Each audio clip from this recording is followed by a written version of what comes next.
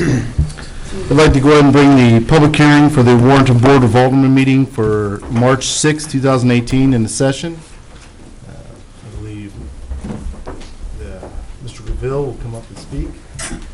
Members of the board, Mayor, the public hearing tonight is for the notice of hearing on annexation. I would like to make as part of the public record the copy of the publication in the Warren County Record that ran on February 22nd, 2018. Copy of the annexation checklist and the petition requesting annexation submitted by Lisa Redding. The legal description and the map, and a copy of the city ordinances by reference as well. Essentially, this property is over by Country Lakes Golf Course, and it's regarding trying to bring and expand some of the western boundary of the city limits to eventually bring some property to be developed as residential subdivisions into the city limits. Brandon from Lewis and Beatty is here representing the applicant, and I believe Mr. Keevan's son is here as well. Even though Ms. Redding is the one that signed it, that's your sister, correct? Yes. Okay. So if you guys have any questions, they are available for questions. I have nothing further unless you guys have any questions of me. All that will be duly noted. Thank you. Thank you. The ordinance will be on for the next meeting if we don't get any comments within the statutory time frame allowed.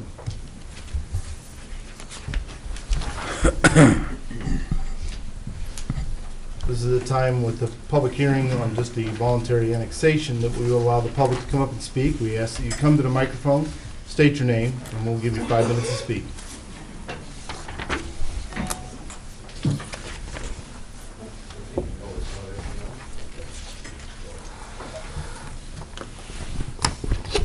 Not seeing anybody, we'll go ahead and bring the public hearing section of the Warrenton Board of Aldermen meeting to a close. I'll try. On the annexation? Just on the annexation of the property to the west. No, that's not Pinckney. No, Okay. that is later on in the meeting. Very good. Sorry about that. That's all right. We'll go ahead and bring the public hearing section to a close, and we will open the regular Board of Aldermen meeting for March 6, 2018. At this time, we ask that you rise for the Pledge of Allegiance. Pledge allegiance to the flag of the United States of America and to the republic for which it stands, one nation, under God, indivisible, with liberty and justice for all.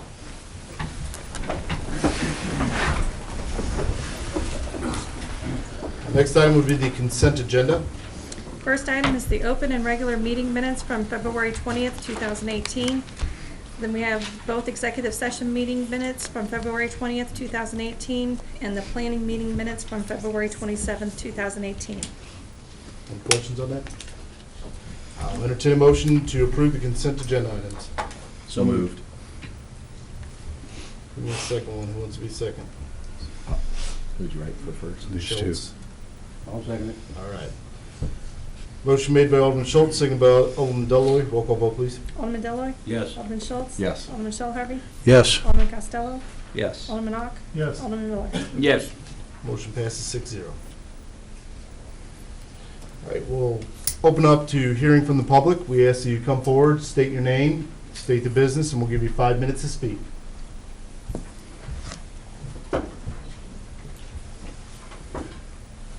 Can I ask a point of clarity? I think there's a number of people here to discuss the Cecilia Lane question. Yes. So you're going to allow them in section 11 of the meeting to participate During the discussion, yes. during discussion time.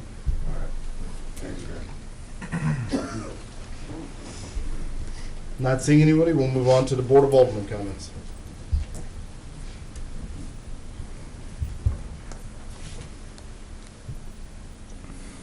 Okay, we'll move on to the mayor's comments. One comment that I would like to say is that we'll just move on to appointments. The mayor's appointment of Gary Miller to the Warrenton Downtown Association, and the mayor's appointment for Alderman Greg Costello to the Warrenton Chamber of Commerce. Any questions or comments on that? I'll entertain a motion to approve the mayor's appointment of Alderman Gary Miller to the WDA and the Alderman Greg Costello to the Warrenton Chamber of Commerce. So moved. Second. Motion made by Alderman Ock, seconded by Alderman Schultz. Roll call vote, please. Alderman Schultz? Yes. Alderman Shell Harvey? Yes. Alderman Costello? Yes. Alderman Ock? Yes. Alderman Miller? Yes. Alderman Yes. Deloy? Sorry. Motion passes 6-0. Next item would be the amendment to the redevelopment plan. Mark Grimm from Gilmore and Bell, and this will be a bill later on the agenda. Good evening. I'm Mark Grimm with Gilmore and Bell. We're representing the city on the TIF project, as you know. I think this ordinance sets a record for the most number of whereas clauses before you get to the substance of the bill. But it just tries to lay out the story that essentially what happened in the redevelopment plan that was prepared by a consultant. There's two parcels. The redevelopment plan very clearly showed with the map that redevelopment project area 1 was everything that was east of MM, and but there were in a table listing by parcel which parcel was in RPA 1 and RPA 2, etc. Two of those parcels were incorrectly shown in that table as being in RPA 2. Two of the Kevin parcels that were shown as being in RPA 2 when in fact they're in RPA 1. And those are the two that are, one is a 8.11 acre site and the other is the 0.15 acre site. So both those parcels are in RPA 1 east of MM, and so we're trying to get the table to match the map. So pretty simple, straightforward amendment, but I'm happy to answer any questions that you might have.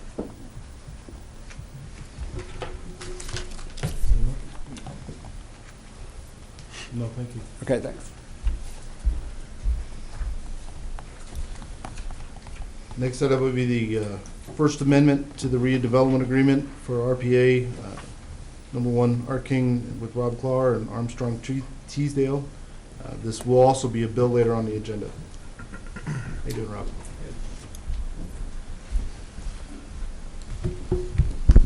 Good evening, Mayor and Board. I'm Robert Clark with Armstrong Teasdale here on behalf of Warrenton Shopping Center, the owner of the what will be the shops at Warrenton. Also with me tonight is Art King, the principal of that entity.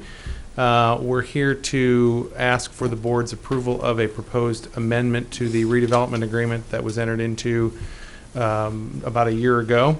As you may be familiar, this amendment is primarily focused on ensuring that the Rural King store will be coming to the shops at Warrenton and will be the anchor tenant for that development. So what it does, the amendment does not change the amount of tax increment financing that's provided for under the agreement. That remains at a total of $6 million. What it does is it allocates up to $5 million of that $6 million to Rural King to finance costs related to bringing that store to the shops. And it also makes several other additional changes to ensure that Rural King will get the reimbursement as soon as reasonably possible after they open their store through a bond financing that the city would do. First, it provides that Rural King will get a priority position in reimbursement over the developer. Second, it provides for the formation of a community improvement district that would cover just the development itself. And that community improvement district will generate additional revenue by levying a up to 1 cent sales tax on the sales within that development, both the shopping center and the Rural King store. And there will be a special assessment that would be levied as needed to make the financing work on just the shopping center portion of that development, the existing buildings that are there today. And then also the city would, as part of this amendment, agree as part of the bond financing to the extent necessary to appropriate additional general fund revenues to make the bond financing work for the reimbursement to Rural King. But the city's obligation to do that would be based upon Rural King opening by the designated date in 2019 and by generating at least $15 million of taxable sales. If that does not happen, then obviously there are certain clawbacks and the city's obligations are reduced accordingly. So that's, in a nutshell, the various points of the amendment. Happy to answer any further questions that any of you might have. So basically, the timetable that's laid out in the document hasn't really changed, or was that modified a little bit too? The timetable has changed slightly. At this point, the agreement moves back by a matter of months. The anticipated opening of the Rural King store, we're targeting September 30th of 2019. That's a little later, primarily because of the 404 wetlands permit that they're going to need to get as part of their due diligence period before they can actually do some of the work around the creek bed there. So, Any other questions? Once again, this will be a bill later on the agenda. Thank you. all right, thank you. All right, next item will be the west interchange and east interchange change orders. John Crane? Good evening, everyone. It's good to be back. I'm John Kramer with the Gonzalez Companies. We've been the sewer engineers for you guys. Item number 1 is on the west interchange sewer extension. Change order 1 is an add of $32,454.10.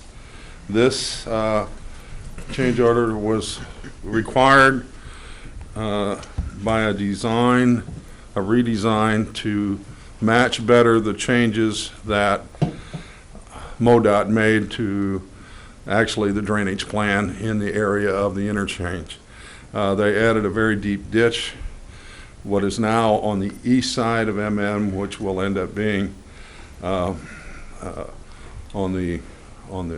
end up being on the west side of MM when it's relocated. We had to deepen our sewer, and so manholes got deeper, the excavation costs got deeper, and that is the reason for the change order.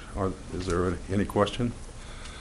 So this is really, the project's been going on for quite a while. It's This is done. really the first change order. Yes, sir. Which is, I would think, is Yeah, it's remarkable. It's a redesign, and it's nothing the contractor did wrong. Right. It was the change of plans from MoDOT that we had to accommodate. Any questions? Okay, thank you. I'll go on. Change order 2 on the same project. This is a sad story. This is an add of $8,602.50.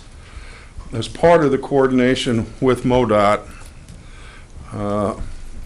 one of the twin 8x8 box culverts, that's a precast, we were to go under that box. We were to be installed first under that box. We had the schedules, everything was coordinated, we thought. Our contractor showed up and the boxes were in. They'd been installed 2 days prior. 2 problems occurred. We had designed so that our top of the pipe would be a foot below the bottom of their box, just to give a cushion. They lowered the box culvert, so there was no way that we could physically get under it. We redesigned and came around and went under the flared end section, the entrance into the box that they hadn't poured yet. We were able to get in there. You'll see that we ended up having to use mechanical joint ductile iron pipe, addition of incremental pieces of other piping and casing pipes. There's a deduct of 6 feet of 10-inch pipe, but that's not much to cheer about.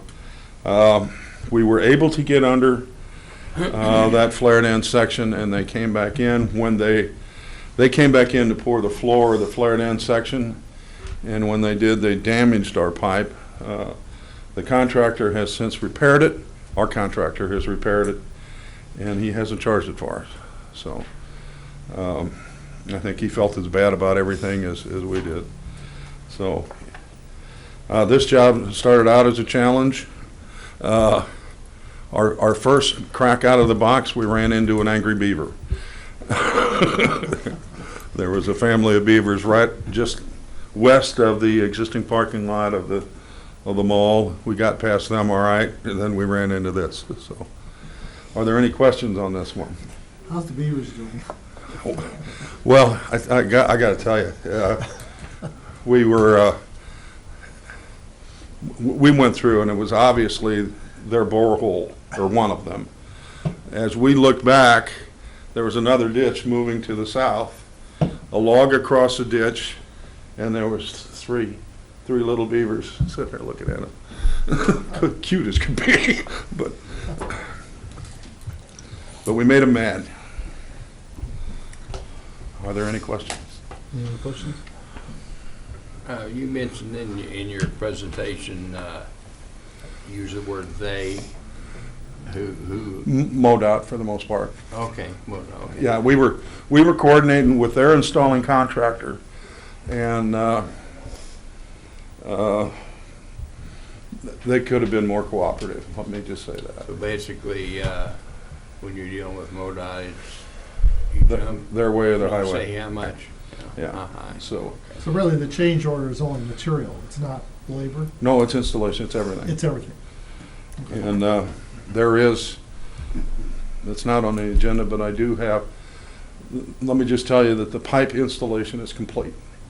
We have part of the earlier portions have been open to service, and we're still doing testing on the remaining portion. But we have, I told you about the coordination. Another thing, as we moved up line, you'll hear about this next time, but as we moved up line, they were going to pour a concrete culvert again, in this case. We knew we couldn't get there, told them that, gave them the elevations and alignment of our sewer. They were to put in a steel casing under that culvert so that we could just go right through it. They missed. And it cost us 2 manholes and another redesign. They missed the alignment, and we were able to make up the slope because we have so much slope coming off the hill. So that, I'll bring that to you next time, but I wanted to let you know that's it. So. Any other questions? I'll entertain a motion to approve the Kolb Grading LLC change order number 1 and 2 for the West Interchange sanitary sewer extension in the amount of $41,056.60. Second. Motion made by Alderman Schultz, seconded by Alderman Miller. Roll call vote, please. Alderman Shell Harvey? Yes. Alderman Costello? Yes. Alderman Ock? Yes, Alderman Miller? Yes. Alderman Deloy, Yes. Alderman Schultz? Yes. Motion passes 6-0. Hold on with the next one. Okay, the next item I have for you are change orders 4 and 5 on the east interceptor. This is the 24-inch line that was supposed to add capacity to the conveyance system with the update of the Water Street pump station. Since the pump station and the sewer have been online, there has not been a sewer overflow. So it's doing its job. Status on this job, I want to let you know, is all the piping is completed, the testing is completed, it is in service. However, they completed the construction so late in the year that we weren't able to do any seeding and strawing. It just wouldn't have germinated. So he's going to have to come back in the spring. Now, also, by the end of the job, we were in that extended drought. And although we tried to compact, I know that with the recent rains, these trenches have sunken. And he'll get in as soon as he can and repair those sinks. But let's talk about change orders. We started off at the lowest point down by the headworks at the plant, and as you know, we hit rock pretty much right away. And we issued change order 1 that covered 212 cubic yards of rock. The end all be all is we were asked at that time to hold and not come to you with every month with the rock excavation that we're saying, to come at you at the end when we knew we were done. So we are done. If you have a copy of the change order, the second page is a listing, and this is how we kept track of the rock excavation. You'll see that the station from and to. It gives a distance.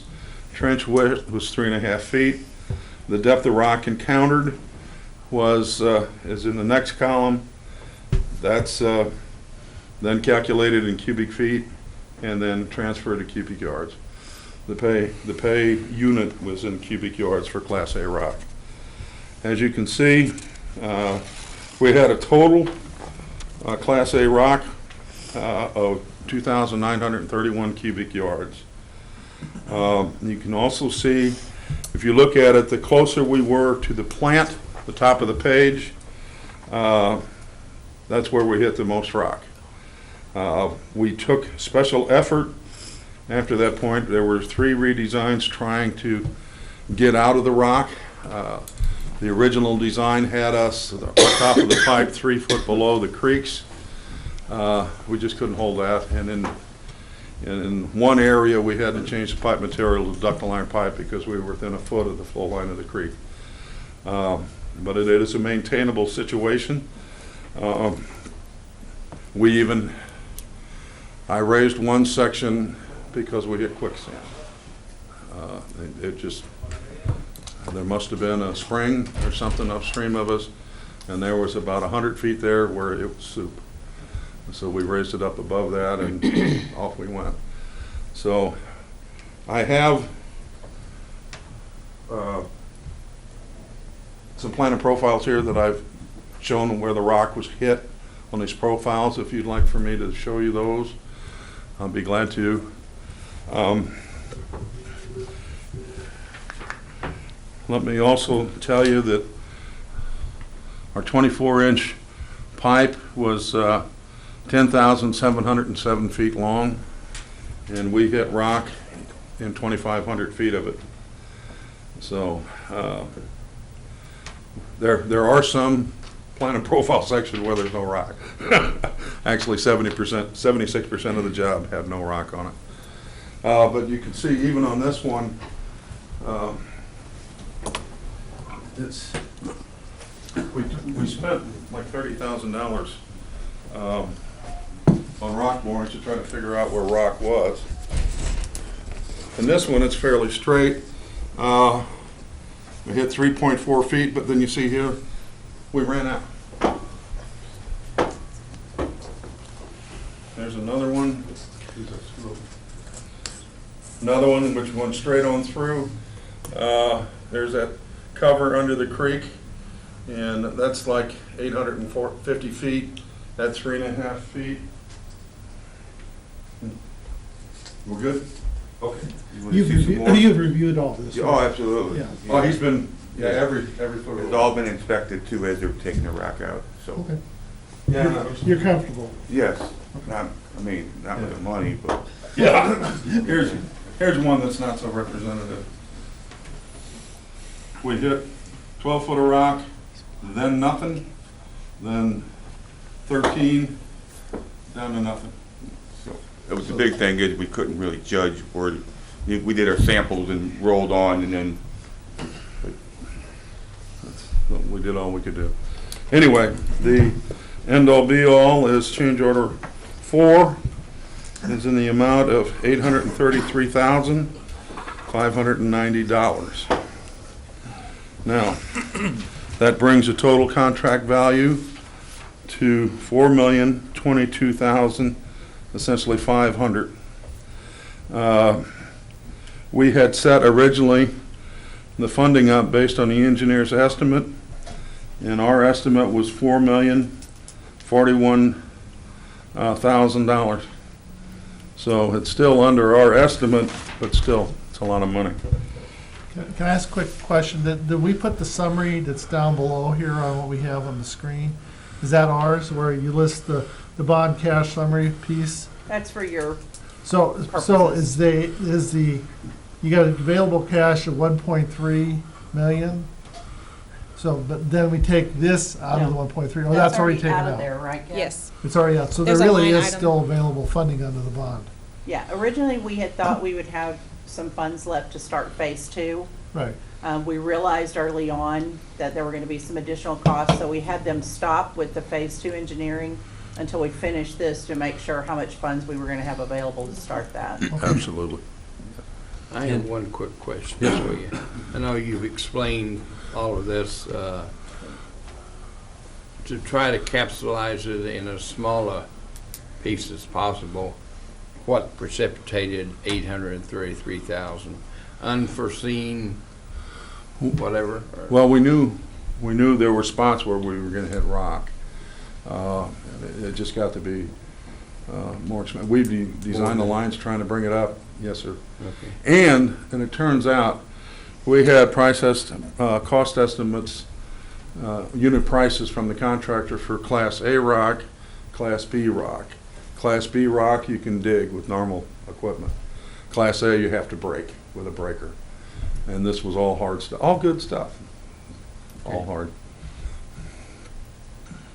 So, what does phase 2 consist of? Phase 2 is really the starting of the same thing we did on the east side on the west side. So it's adding another parallel pipe or replacing the pipe that's there, eventually all the way out to the Fairlane lift station. Yes. So it'll be south of 70, I think, is one component, and then north of 70, there's a couple of different pieces. And so you're increasing sewer capacity. Yes. So, and so on the west side, you're going with, like, where is that on, is it east of the shops of Warrenton? Is that where the line goes through, but west of where the cinema is, let's say? So it's somewhere in that area? Right there in the drive by the cinema is where it crosses. In the drive by the cinema, so that's where you're gonna do the next thing Or- under the interstate going Right. north. You see that? And the good news, before we halted the engineering design, we did do the geotechnical investigations. And there's no rock over there. We went, You're supposed, at that point, you're supposed to. yeah, that's when I bring it back up. Yeah, it's, we went 25 feet, which is 10 feet below the intended sewer depth, and we didn't hit anything, didn't hit a pebble. So I don't know what the geological difference is, but there is a significant difference. Does anybody have any questions? I realize That's this, just change order number 4, correct? this is, yes, sir. You got any questions on just 4? No, You just move on to 5? Okay, that's the bad news. Now let's go to the good news. We got good news. Yeah. Change order 5. Since the job is complete, we went back through all the unit prices that were in the contract. And there were quite a few things we did not use, we did not do. So there's a lot of deductions here to the amount of $167,041.90. That's a deduct change order. So that puts you way below your estimate. Yeah. If you were estimating 4 million, now you're sitting at Now we're 3 sitting at million. 3.855. Yeah. So, and this job is, there is one property owner that we have to take some special attention to, and we'll get to that at another time. We haven't completed the work there yet, so I can't give you the numbers, But basically, the project's, what, 99% done? except for the final cleanup and the addressing of easement requirements. Right. I feel comfortable with our man, Guy Jeevers. I have a highest respect for him, and he knows what he's doing, and he does his job. So that's a part of the comfort level that That's wonderful. Any other questions?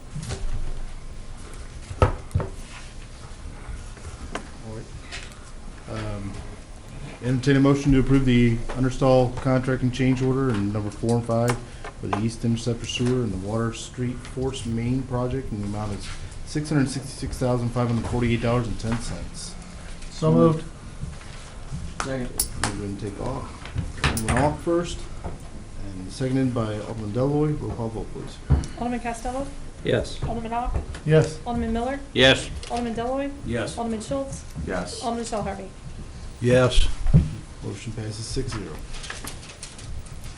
Thank you, Walt. Thank you.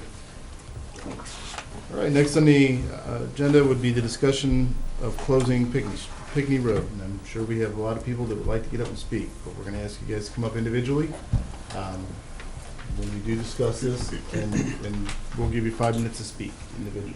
Is there a way, as we do this, we can draw up the typo map? Can you do that and put it on the screen so we can have an overall view of what we're talking about? I think that might be beneficial for everybody to see that.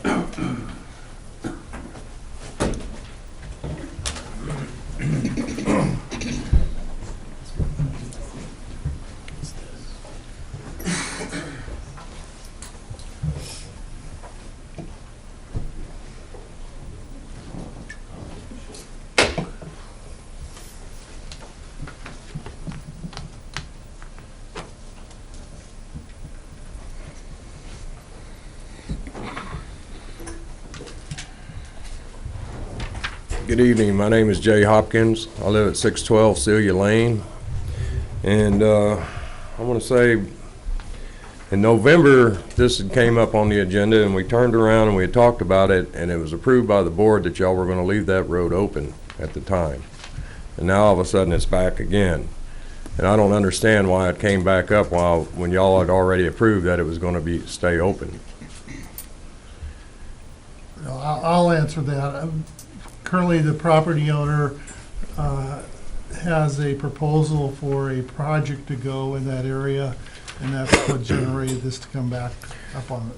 Well, last time we met, there was no, I think we said, since there was no ongoing project or nothing going on in the location, that's why we let it drop. But now we have a letter that talks about something that's being proposed. That's why it's here. Well, he's had time to turn around and try to do something with some of that land, and he hasn't done anything. Is it due to the fact that he's trying to just wait us out to see if y'all will change your minds?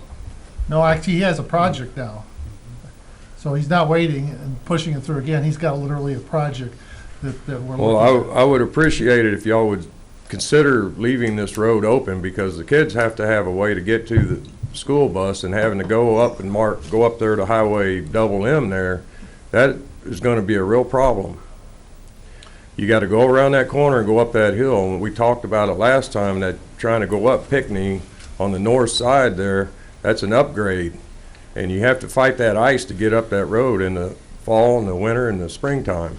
Let me ask you, I was under the impression from the meeting that the bus stopped on, was it M or Double M? But then I also was told that the bus goes down the road to Pinckney and then comes back up. What's the situation on the bus pickup?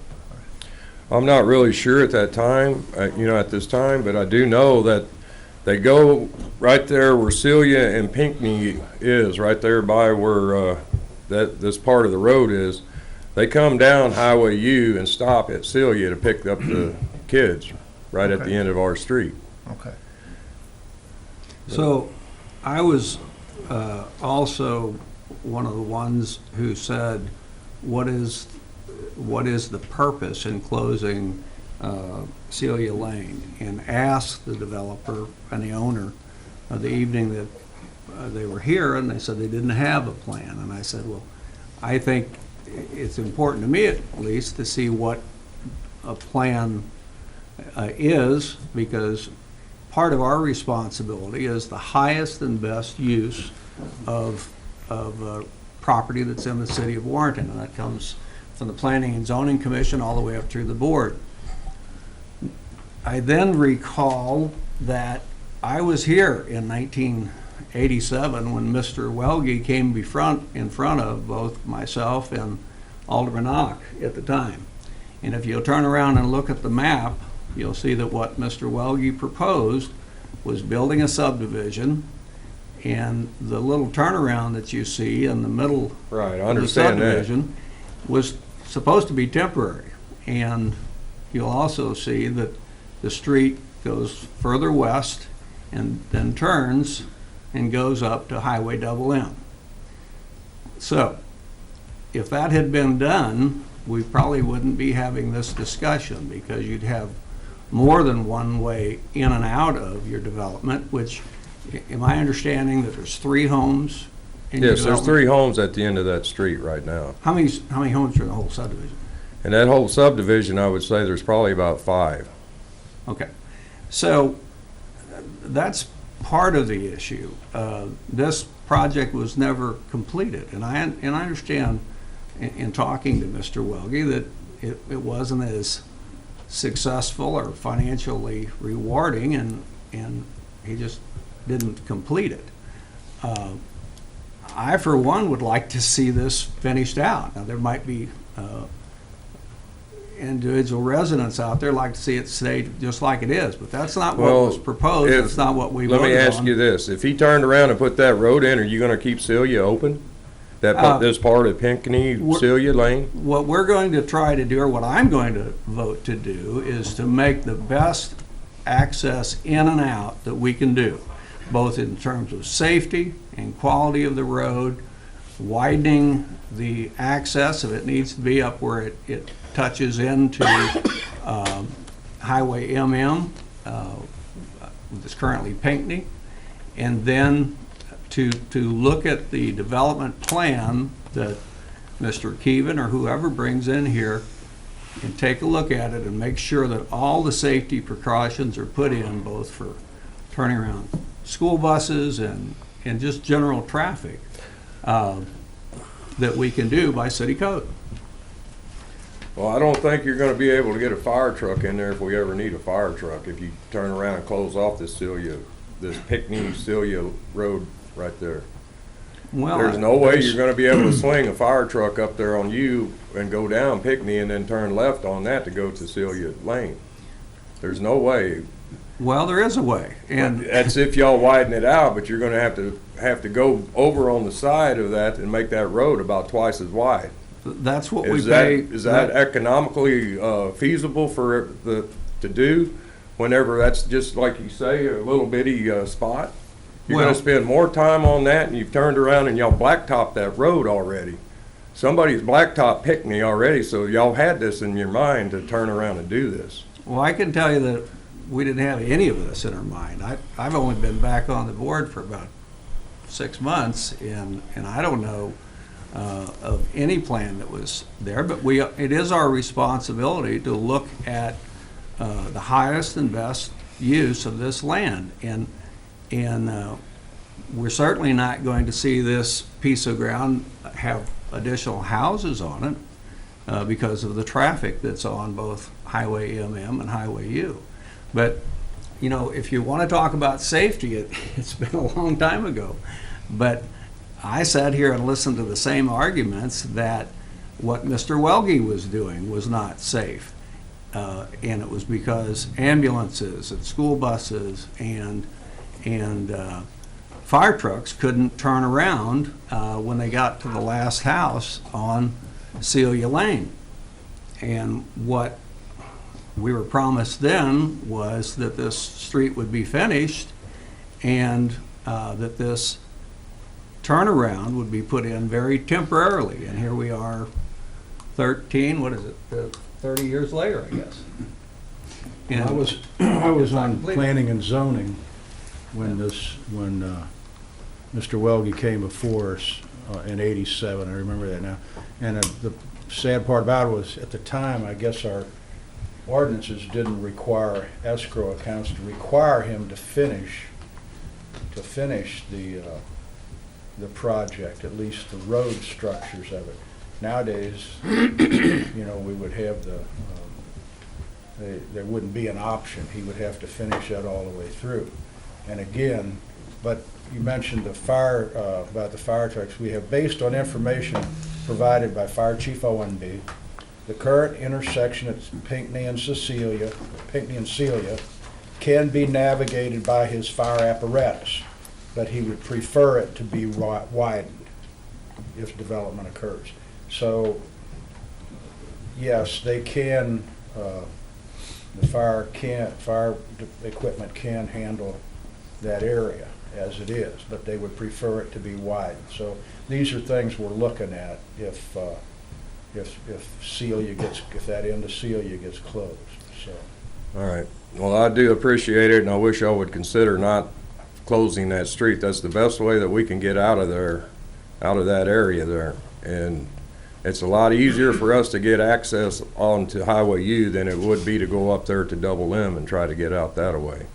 That road is really y'all have put blacktop on it, but it's still an ice trap whenever it ices over or it snows and stuff. You can't get hardly up that road.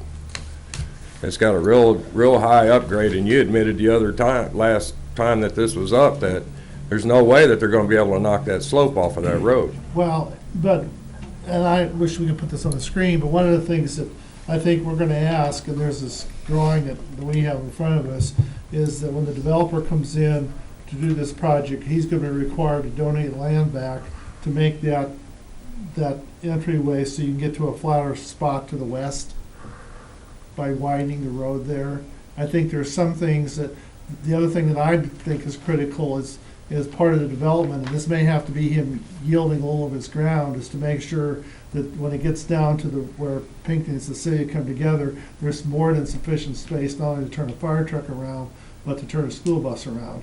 And the final thing I think people need to know is whenever a commercial zone property, and this is commercially zoned, butts up against residential, there's all sorts of provisions in the ordinance that say there has to be a buffer between the two areas to protect the homes from the commercial business. That could be trees, that could be fencing, it could be any number of things. So those are part of the consideration on this that will have to be discussed, and the zoning board will have to deal with it. But there are provisions, and that's what we're trying to say. We can't deny that property ever from being developed. I mean, they do have it, and it's just not the board, because they have a constitutional right to develop their property for best use. So what we're going to try to do if this goes through is figure out how we make it have the minimal impact on the residents and be safe. And that's my goal. Right, I understand that, but you've given him the other half of Pinckney, the south side of Pinckney there, and y'all have closed that road off for a couple of months. Right. And you know, before he didn't have anybody there as a potential buyer or anything. And the only reason why that he wanted to have that all there is so that y'all could get your sidewalks come in. True. And I don't think that's even really legit. If anything, y'all could take some of that money that you have in your sidewalks and put the sidewalk in down there. You have money in your sidewalk fund, and you can't tell me you don't.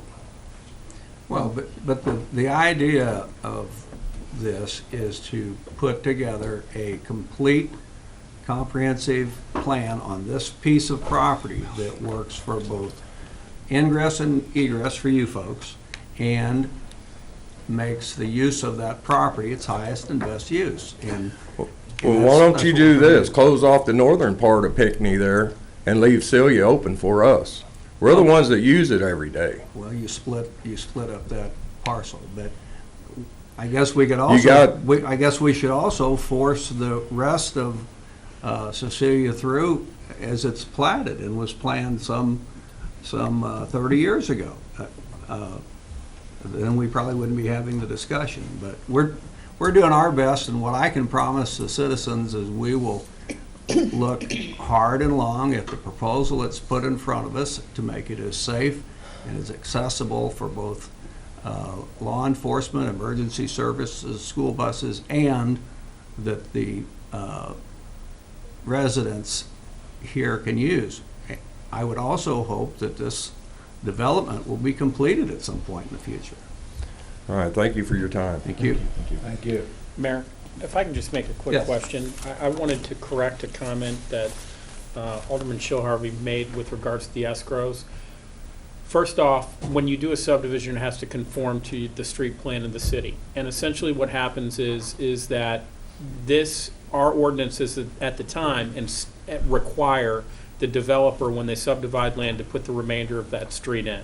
So that requirement is part of the ordinances, more part of the ordinances that were in place, and is still a requirement of the developer to finish that project. The developer under our ordinance says that at the time had 2 years to put the street in. Obviously, he's had more time than that. The escrows are there not to put the street in. The escrows are there basically for a situation like this, that if the city has to go and put the streets in, the escrow covers the city's costs, either through a letter of credit or some other type of credit device to put the streets in. So the escrows are not to put the streets in. It's the developer and will remain the developer's requirement to put the streets in. The escrows are there that we can make a claim if the streets are not put in within the 2 years. So it didn't have escrows, but that doesn't change the responsibility of the developer under our ordinances and state statute for him to put those streets in. I just want to make sure that that's clear. Okay, I stand corrected. Yeah, I just want to, Counsel. because I didn't want the public to get confused about the escrows, and because there's no escrows, the developer's still not required. He is still required, and Okay. the city actually could seek vacating of the subdivision of land if we wanted to do that. Okay, thank you. Anybody else like to come forward and speak? I would like to hear what Mr. Keevan proposes. That might answer a lot of my questions. Actually, give us a moment, because I think I see somebody else going forward. Hello. I think you guys have already made up your mind, no matter what any of us say. Yeah, It seems, I just didn't get your name, I'm sorry. oh, Rhonda Hopkins, 612 Celia Lane. It seems like now you're all trying to blame it all on Mr. Welge. It ain't every day you can close a street, much less 2 streets in a town. So somebody, it's like they're better than he is. They're not any better. And it's like you're trying to blame it all on him now. Oh, he didn't finish it, it didn't get developed. But to close a street is a lot. And I still think no matter what any of us say tonight, y'all have already made up your mind. Thank you. Thank you.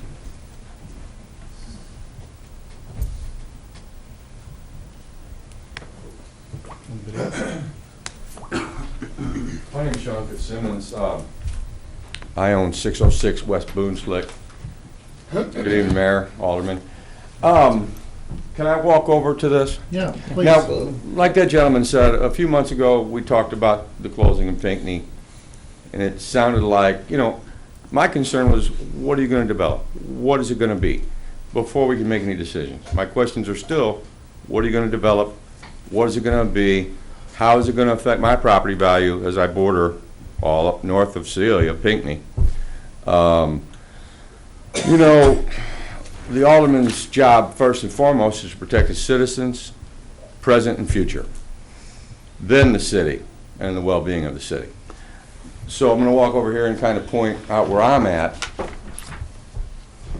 So we don't need to talk about this road because it's not been built, apparently never going to be built. Nobody's got the money, nobody's interested at this point in time. So it's a non-issue. So what we're talking about, now since we had this last conversation, and we decided, from what I understood, we're not going to close. They're trying to close. Correct. Well, they were talking about Pinckney too. And since then, it's been blocked from here to here. There's a bridge there that's in disrepair. I get it. I'm not concerned with it. There's no houses here. Nobody's going to be affected by it. But all the people that live on Celia, like you said, have to come out Celia Lane. Because this is a pretty good incline. I don't know what the future plans are, and until I know that, I can't make an educated decision on how I feel about it or how it will affect me. Now, my lot's right here. Who owns Pinckney Road? City of Warrenton, that one. Chris, who owns Pinckney? City of Warrenton does. Okay, so at one time it was an easement. The city's taken over it, maintained it. It's a right-of-way, but essentially, yes, the city owns the right-of-way on that. Okay, when you have a right-of-way or an easement, and you are going to give this to the developer? There's a statute that allows the city to basically vacate right-of-ways to the property owners that are on both sides of the property up to the middle line, as Okay. it would have existed prior to the subdivision of the property. So both proposed vacations of the right-of-way, Mr. Keevan owns both sides of those entire vacations of the right-of-way. Well, if I own this side, and he owns this side. That's not what they're talking about vacating. They're not closing this? No. No. It's the one below. No, then I don't really care too much. That's the Sean I know. Now, I got another question. Are you gonna develop this? Yes. That ain't mine. Is this gonna be developed? It's commercial. That's what the letter of intent has been received to be developed, yes. So we're gonna close this, so you can join these two pieces and develop this Yes. as a unit. These other ones, the whole thing. The whole thing. This? He already closed this, so the whole thing. No, but the development's One piece. not on that. The development's on the triangle piece in the bottom Right. and the Okay. piece above it. Okay. Well, we've already, up a little bit, please. We've already closed. Go up farther. Up. Go up Right right there. there, right where your finger is pointing. The your bridge, finger where the back bridge down. is there. Yeah, we've already closed this portion. There you go. We closed this portion. After we said, look, we're not really hip to you guys doing anything until we know what this development project entails and how it's gonna affect our property values. I mean, I thought we were good there. Now all of a sudden it wasn't a month later, we got barrels here and here. I'm not too concerned.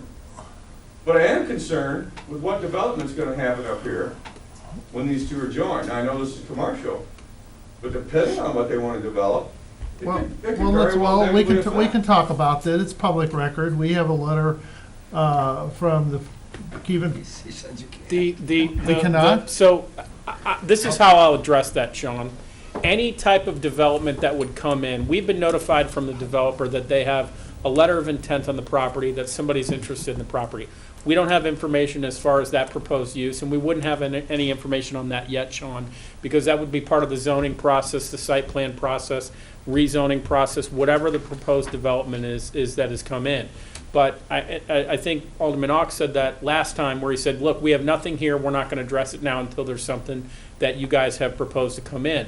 When the zoning comes in, there will be public hearings, there'll be an opportunity to talk about property values and the zoning that comes in with it. But this is just a matter of, do we close Celia Lane, which is that portion that goes across right there, just that right there. It's Yeah. actually Pinckney Road, it's not Sealy. Yeah. It's, This is Pinckney. I'm we'll not just sure give what it, Well, as- that- we'll yeah, give it you're right. also known as But to make it Celia Lane. simple- This is Pinckney Street, Yeah. and this is Pinckney Road.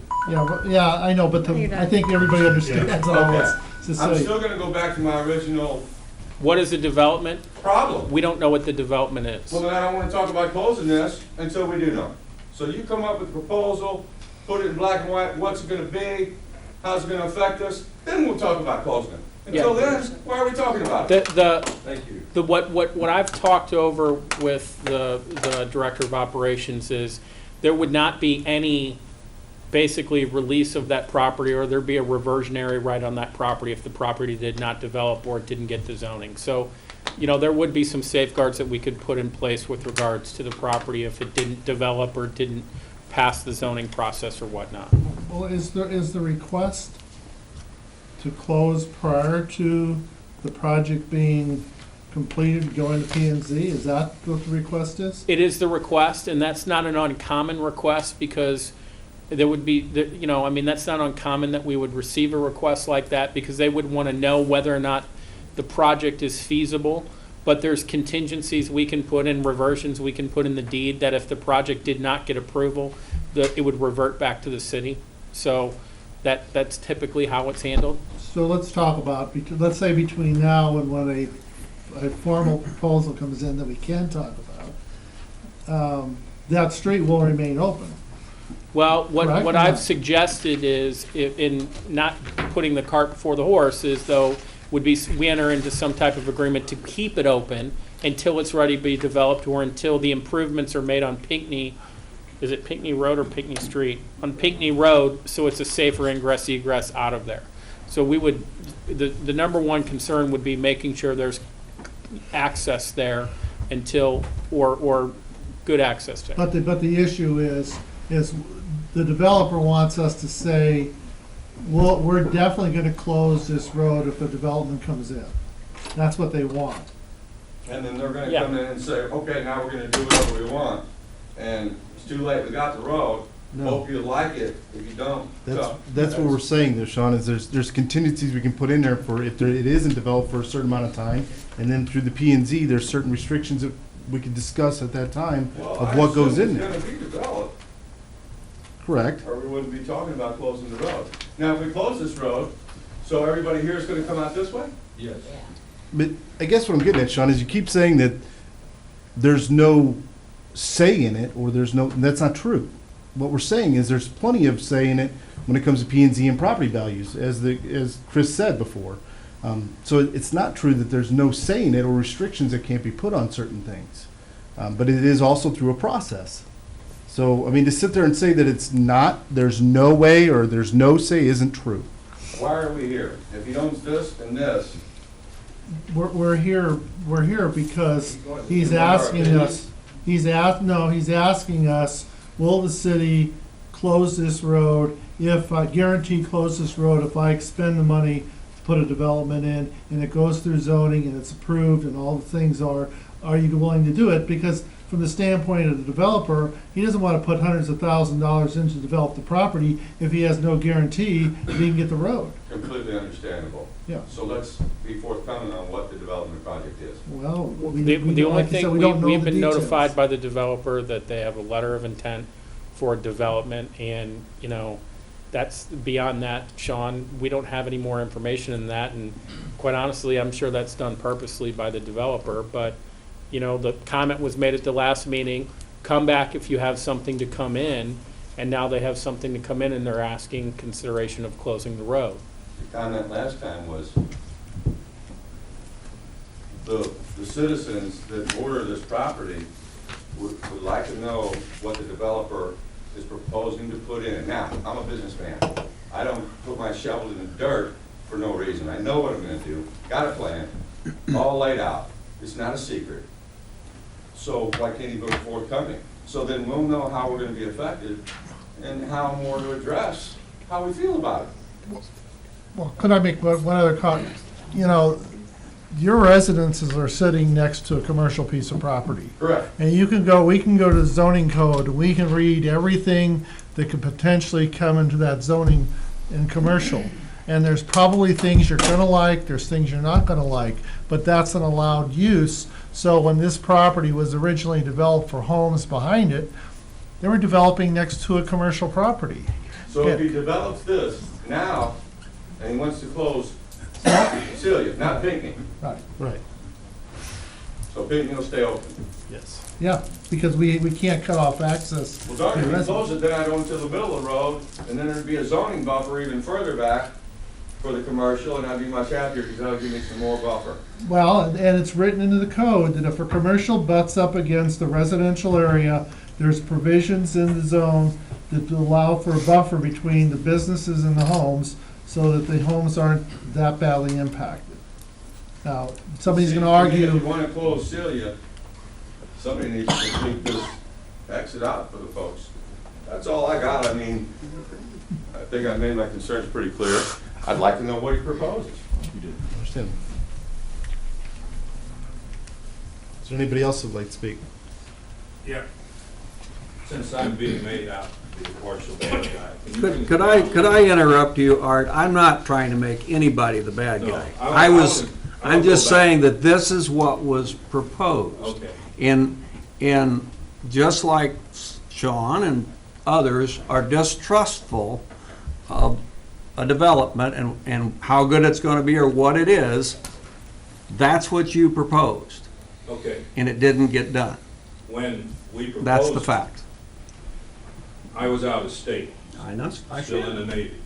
And, Mr. Beatty represented us at this meeting. Yes. And he said, well, we didn't have the money at the time. He said, well, we can go halfway.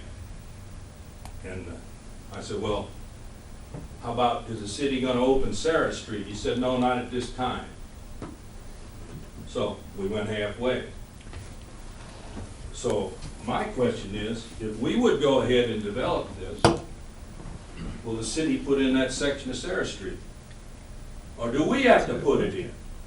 We already spent $100 and some thousand here, but my question is the city gonna put this in? And I'll tell you, this is a drainage, this is a creek right along. I want sidewalks everywhere. Makes it impossible. There would be. you're right. So that's a real problem if you're gonna do this. We would probably have to give some land. Well, I don't know how you get it, maybe get it from the county and move this.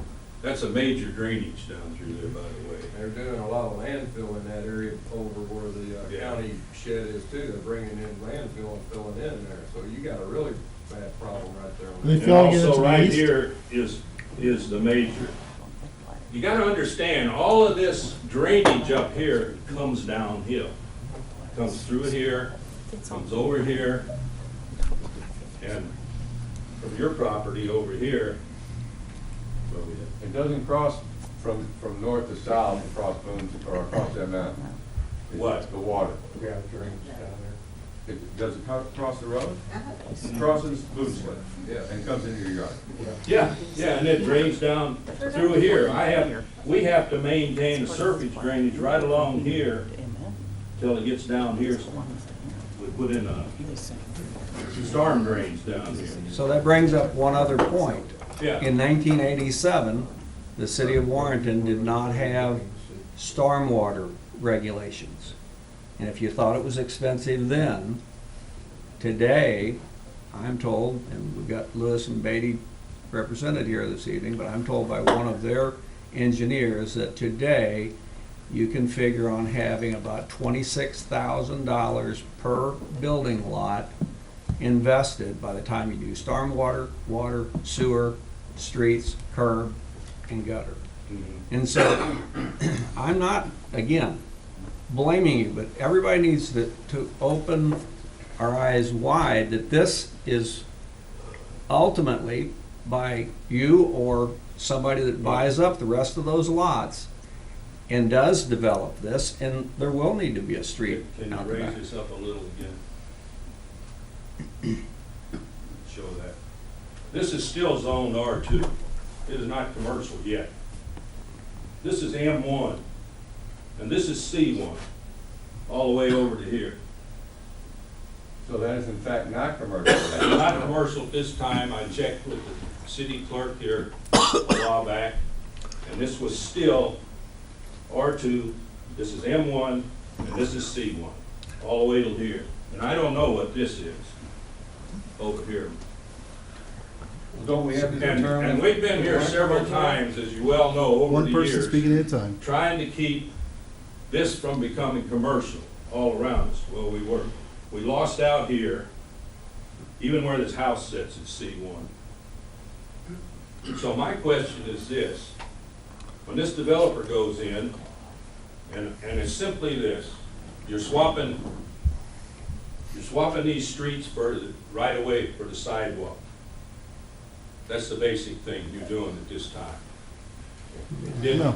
On that No, last, that's not it at all. did he deed the sidewalk easement to the city when he passed the last ordinance? But let's Close tackle this? this, let's tackle this first thing. We're not swapping that for sidewalks.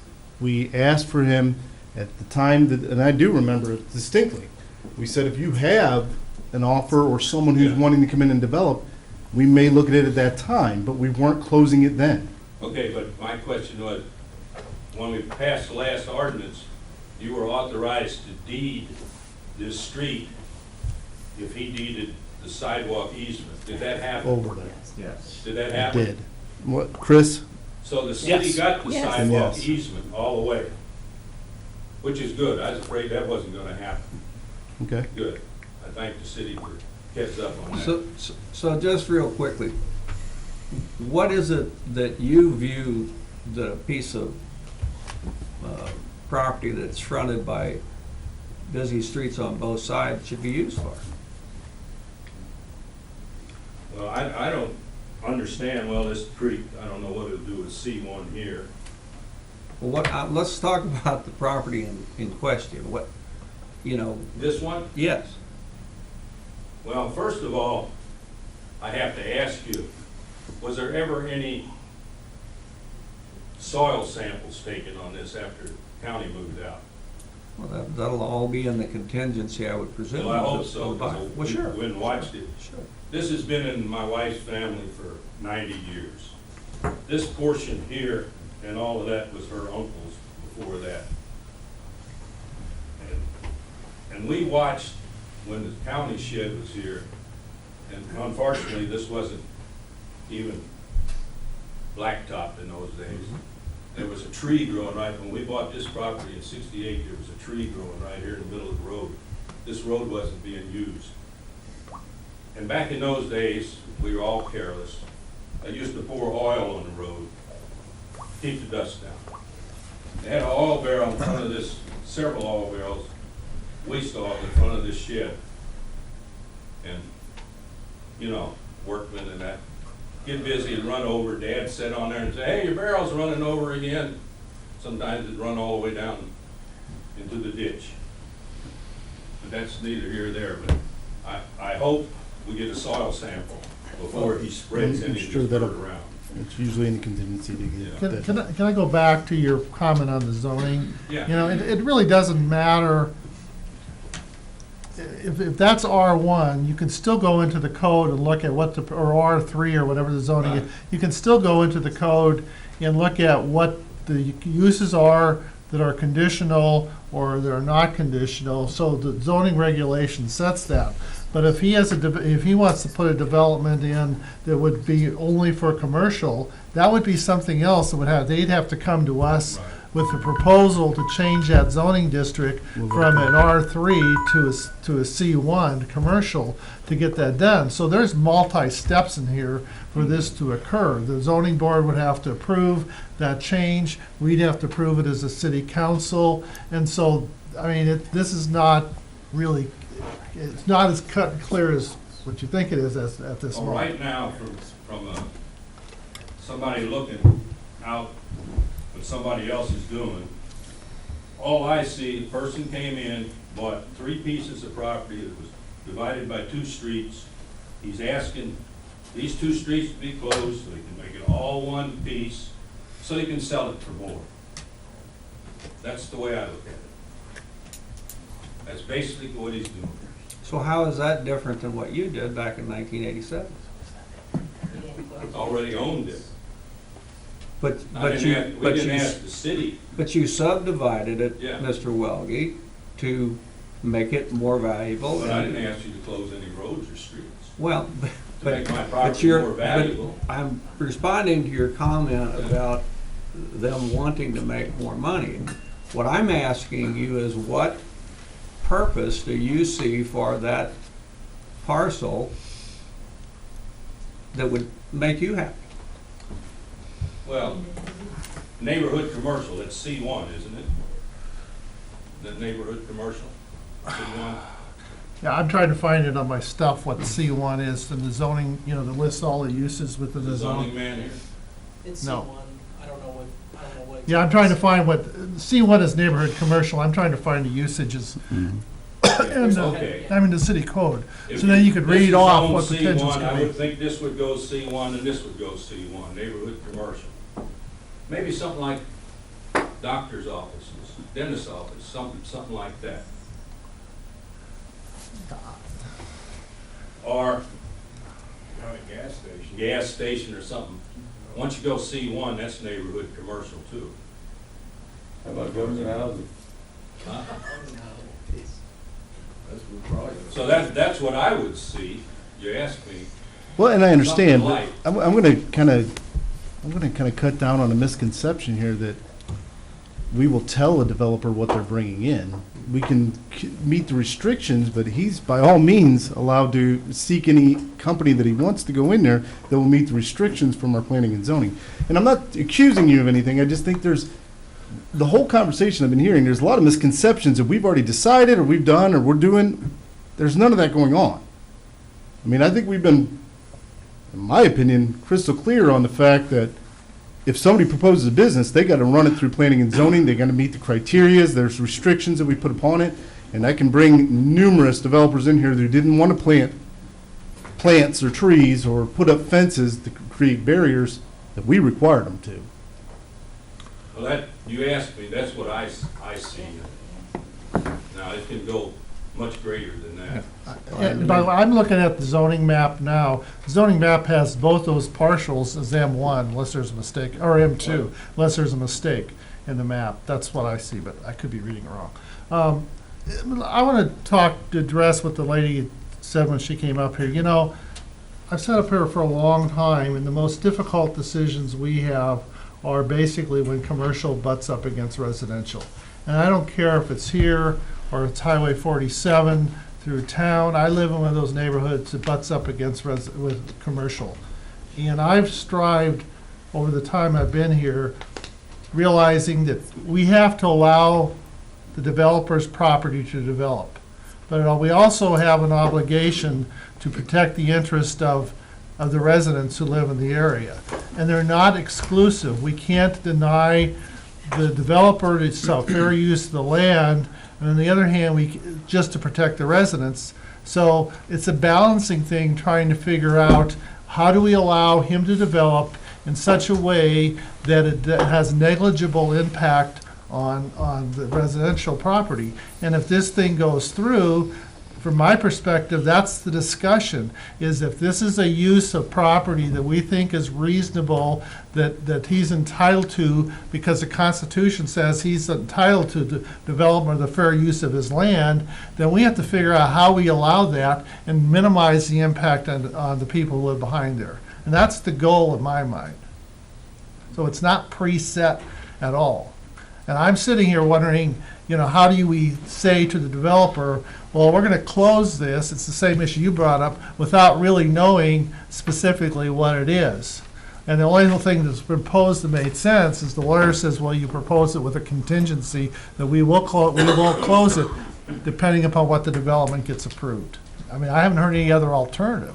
That would be our only alternative to try to, come up with a solution with it, Alderman Ock, would be some type of, if it was a deed that we executed, a reversion in the deed, if conditions are met, that's also part of an agreement that there are certain conditions met that include, obviously, improvements to the ingress egress of Pinckney Road, which is what we discussed, but, that was just in concept, but we can do that. We absolutely can make sure that that's done. So my question to you would be, or if I was a property owner sitting behind there, is what would I think would be a reasonable development, and what protections would I want to make sure that the quality of my life isn't impacted?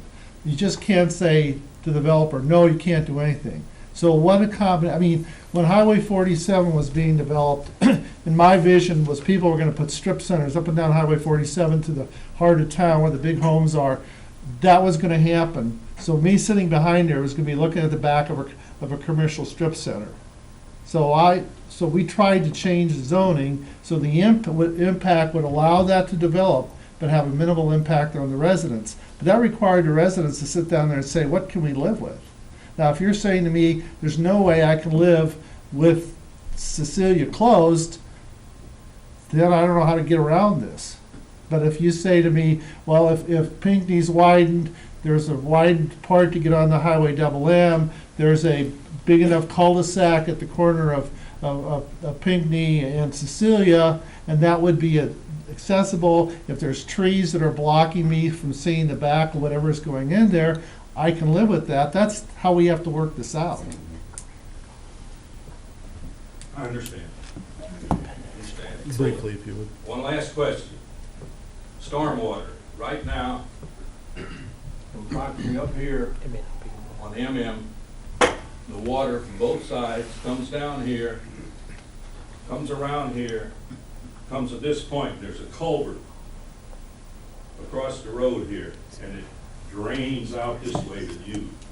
To this point, goes catty corner, from here to here, and it drains out to you. Absolutely. What my question is, if all this happens, that storm drains, they'll have to put in a lot of subsurface drain. Is that correct? Correct. Yeah, absolutely. The developer's going to have a cost if that's closed, and there's a water issue at that point. He's going to have to bear the expense of doing what it is, so you don't have water ponding behind there. And that's going to add cost onto his project. Understand.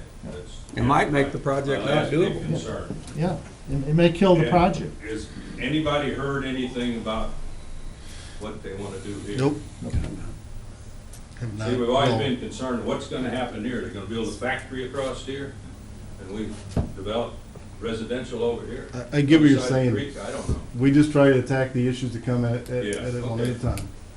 Okay. Sean, did you want to say something very briefly? This, real quick, please. The way this is shaped, it's going to be hard to put something in here. Well, And I would think this one piece of ground and this one piece of ground, zoned so-called light commercial.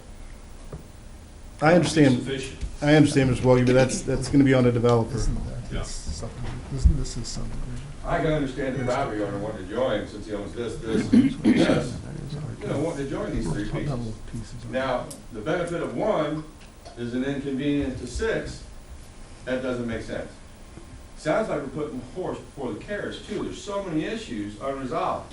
EPA to check the soil. We got some flooding going on up here. Who's responsible for that? It actually does run down the yard and across the road. Who's responsible for that already? It's a drive out too.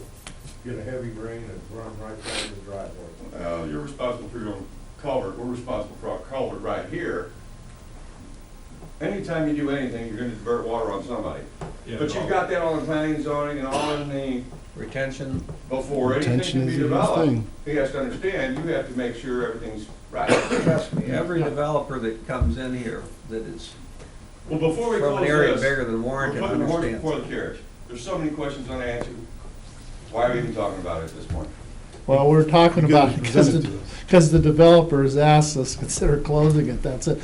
And Greg just showed me, it is R2 above. Well, if he meets all the criteria, then is that even commercial? Do we know that for a fact? Well, no, it's R2. But that doesn't mean he can't come in and make the argument that that R2 shouldn't be C1, C2, C3, because it's surrounded on three sides by M2, it's Okay, by who votes industrial. on, okay, whether we're gonna make this commercial here, there, where does it stop? Who votes on that? How do we determine that? It goes to the zoning board, there's public notices sent out to all the adjacent property owners, there's a hearing, I guess, that goes through P and Z first, and then it comes to the board, it's a lengthy process. So we're putting the horse before the carriage. Why are we even talking about closing it at this point? Because he presented it to Because us and we he's- gotta bring it up. Because he wants to know You know, I if he mean- can proceed Tell on him his. no. Well, here, Sean, it's real simple, I know to say that, but it's not so simple to be out here. Here's the other area, guys. If this was such a secret shrouded move by the board, we wouldn't have sent out letters inviting you guys. Do you understand what I'm saying? I appreciate the letter. I mean, understand There was that no this information isn't with it. something's done in secrecy and shrouding. We invited you to speak and come speak and state your cases. Appreciate it. So, you know, I just want to clarify that we're trying to listen, but we're also trying to make the best moves for certain areas. Right, come on forward, Ben. Good evening, Mayor and Board. Brandon with Lewis and Beatty. I'll make this short and sweet. First off, I will apologize. Received an email on Thursday from Terry about some concerns that were had about this potential abandonment of the street. I made some changes and replied back to Jeff, but I forgot to hit reply all and didn't send that back to everyone, so you guys don't have this in front of you. There were a few concerns I was given about mostly emergency access through the street here. But mostly here, but also here. I spoke with Chief Owenby at the fire department. We don't have a turning circle for a fire truck specifically, but he said use a school bus. If the school bus can get in there, then we can get in. So what I did was I did a school bus here and I did a school bus here. I have a drawing for that if you guys would like to see that. What they're proposing here is to increase this inner radius to kind of square this intersection up more. So instead of being at a real bad angle, you're kind of more squared up with double M. It'll be a 37-foot pavement radius, which is standard for street intersections. The school bus makes the school bus can make the with that proposed improvement, the school bus can make the turn with no difficulty, and Chief Owenby says he can make that with his fire truck if the school bus can make it. And then he said, I believe, as you said, Alderman Chill Harvey, he can make Celia Lane as is without any improvements, but of course he would like to have it widened if possible. Well, but it's got, I mean, but if you widen Cecilia down there at the intersection, that's gonna take some of the property away Correct. from the developer. Correct. Because the widening's gonna have to go on the developer's side of the Correct. property, because the homeowners sitting there at the edge aren't gonna give up their personal residence property. Correct. So when the development plan comes in. Exactly. That's gonna have to be a consideration on the plan. You're 110% right. As far as To the east. Probably have to move Pinckney to the east as it is now. And as far as the concerns with stormwater, stormwater drainage, that'll all be addressed at a site plan process. Every site has stormwater detention requirements. No net increase running off, so hopefully making it a better condition than it was before. I think Any questions for Brandon? that's about it. Thank you. Thank you, Brandon.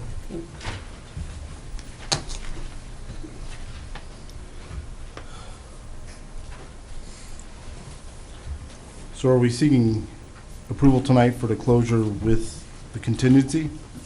Well, tonight, would be a vote to approve the closure. If that's approved, then the city attorney will go to work on the ordinance and the appropriate agreement to ensure that we've made all the contingencies that you all have spoken about.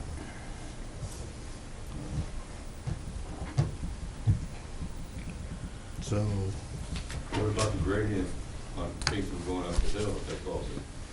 talking about the grade that's on Pinckney? It's pretty steep. Is there gonna be is that gonna be fixed before it's closed? I thought we was at the point, we're gonna wait and see what the developer brings forth. I think that was said, but that wasn't something that we had discussed. Now, the developer's asking us, shall I go ahead and continue investing money to see if I can develop this? Because he didn't want to invest, I'm sure, I haven't talked to him, but I'm sure he doesn't want to invest $50,000 on stuff through engineering and all that. If the city comes back later on and says, no, we're not going to close it, then he's throwing out $50,000 on the Okay, table. but it won't be closed until you approve his plan. Well, that was my question to the lawyer. Would the street remain open if we agreed to close it in the future? The one problem I see with, I think the street, just by the nature of the street, would remain open, but correct me if I'm wrong, Brandon, wouldn't you have to do a lot of removal of ground that would include, Grading? yeah, the street? Right. For a development on that site, if the two pieces were contiguous, there would be grading across that area. So at that point, if the development were Brandon, you approved- need to come up to the mic. We can't pick it up on the Sorry. TV.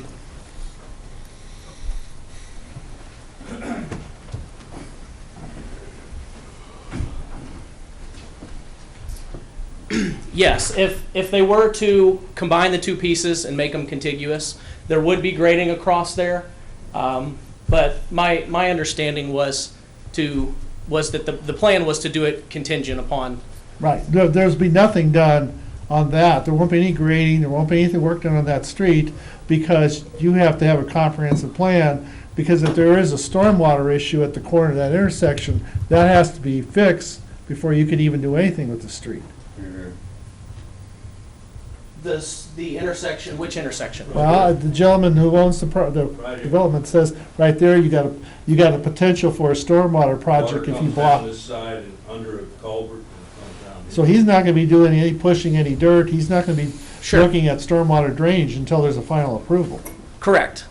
Yeah, what I believe the proposal, and I may be incorrect with this, is they're proposing to improve that intersection up there at Pinckney and Double M, Right. to improve that intersection, and upon approval of that intersection, that would be at the point where so once that is improved and the safety is better along that route, getting in and out, at that point is when Celia would be closed, actually traveled, closed.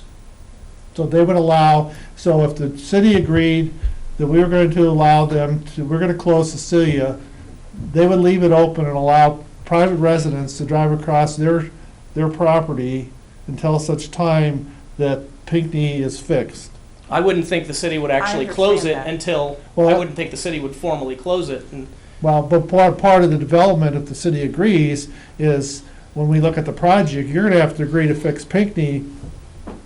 I mean, we could agree tonight to close it, but the understanding is when you present that project, Pinckney better be fixed before you do one thing with Cecilia. Right, and I believe that's what they're proposing, is fixing the intersection, making the intersection better there. As far as going up the hill's there. There's not a whole lot you can really do. You know, you got existing grade on the one side that's not on their property. You really can't change it much. So what they're requesting is to improve the intersection, make the Pinckney and Double M intersection improved, safer, better for emergency vehicles, school buses, etc., in exchange for the closure of Celia, or Cecilia. I'm not sure which one. Cecilia. I think My that's where. understanding, Alderman Ock, from speaking with Mr. Keenan today, was that their plan is to bring all of the dirt that's up on the high end down. Right. And in doing so, would then make it a more level surface going up the hill to the new improved intersection. So they're gonna have to be able to do grading in order to improve the intersection with MM and Pinckney. So there'll have to be a time period where it's gonna be, they can't get out anywhere other than Pinckney, and it's gonna be under construction, and it's gonna be harder to get out. So, 'cause you're saying they have to push the dirt before they can really do the improvement? Well, it won't affect the existing roadway, but before they can widen it and make it into the new intersection, the dirt's gonna have to be pushed down, because it's tall. Yeah, there's a pretty good hump. But is it gonna be pushed on which side of the road? There's a pretty good hump right in here, and so what they would do is they would cut this down to give you better visibility this direction while widening out this approach onto Double M. So where are they gonna push the dirt? Are they gonna push it and Down block the hill. Cecilia? They're not gonna push it across Cecilia. They don't necessarily have to right now to do this part to fix this to improve this intersection here. They can just move this little hump here, just move the dirt down here for now. But in the grand scheme of things, they would like to be able to level this all out and pad this up and get this up from the creek Eventually. on the bottom. Eventually, yes. Yeah, part of their letter of intent, as I understand it, is unless the city agrees that they're gonna close that stretch of Celia, the letter of intent goes away. So there is not a proposed commercial use unless there's an agreement that the street be closed. Right. That's why we're discussing this tonight. Another question, please? Mayor? Sure, Sean, come on up. If they're gonna push all that Sean, dirt down. Sean, come You on. gotta come up. Yeah, just on the floor. Sorry. Okay. Eventually, if they're gonna push all that dirt down, are they gonna change the gradient and get rid of Pinckney as it is now and make it different? So Pinckney's gonna stay just exactly as No, it they're gonna is? make it different. Okay. That's Go to all the I map. understand. It's gonna be new and improved. I don't know what that looks like though. Okay, I know they're gonna cut this off grade. They're gonna push all this dirt down so that this is not such a gradient. That means they're gonna tear all this up too. No, they're not No. gonna tear No, the they're street. not. No, we're They're changing not the gonna grading change at the top. At that slope. The grading at the top. Where Just it- as the corner. This road will not be affected or changed in any way. Just the intersection. Just the corner. Just the corner, Good. yeah, because they can't come in and change this, because yes, they can change this side, but if you change this road much, you gotta change this side. Or you've gotta put a retaining wall or something Right, yeah, and, to change the gradient of this road. The whole problem is this is really steep. The whole road, though, is not what's proposed for changing the grading, it's just the upper half by 37 feet inward. On this side of the line. Correct. yep, Thank yes, you. sir. Well, Mr. Mayor, I wonder if at the point in time, we just need to discuss as a board and figure out what we're gonna do. I mean, I think we beat this, we just need to figure out what we're gonna do. I mean, because we have to give the developer a decision, or we have to delay it another meeting if somebody wants to think about it for one more meeting. So, are you entertaining the motion? Well, I don't know, are we at the point of making a motion? I mean, Is that what we're proposed tonight, correct? I'm sorry? The proposal is for a motion of closure on, Correct. of Celia. And I would, I mean, at this point in time, I don't know how I can deny the property owner, the developer, an opportunity to develop the property. I think he has a right to. But I want to make sure the motion has enough in it to protect the residential property owners, if possible, that being contingency for the road to go back, that being some kind of agreement for a cul-de-sac at the bottom, for the widening of Pinckney, that being, whatever conditions we feel like we want to put on it to make it, So again, you're proposing a motion, do you want to add that? well, I'm, My suggestion would be, let's go through the conditions really quick, if we can do those, and then just incorporate it in the motion. I think that's gonna be the most efficient way to do it. So I think the first condition I heard was they have to complete the improvements as approved by city staff to Pinckney Road to the north prior to closing down Celia Lane. right. They have to keep Celia Lane open until those improvements are there and allow public ingress and egress over it. Correct. The third one is, what was the third one, Terry? Oh, if they don't complete the project within a year or obtain zoning approvals, the Celia Lane will revert back to the city of Warrenton. And then my other suggestion would be, if it does revert back, as part of a agreement with it, we make them restore Celia Lane if they do any damage or do any grading on it. That would be my suggestion, because then we could do a deed with a reversion and incorporate an agreement by reference. So I think that addresses a safer access once Celia Lane is physically closed on Pinckney. And it addresses it reverting back to the property or to the city if they don't properly close it. I don't know what else we could or would want to address. The water drainage. Well, That's would be part part of of the zoning site plan. requirement. That's all in the plan that the developer would bring in front of us. Essentially, the drainage would stay the same until they had a project approved. And once a project was approved, they would have temporary stormwater requirements in place, because I'm sure that's over an acre, including siltation control and whatnot. And then they would also have a plan for 98% retention on site, 100%. 100% retention of stormwater on site that they would have to implement prior to developing it. And Chris, I missed, did you have the Pinckney Celia Widening.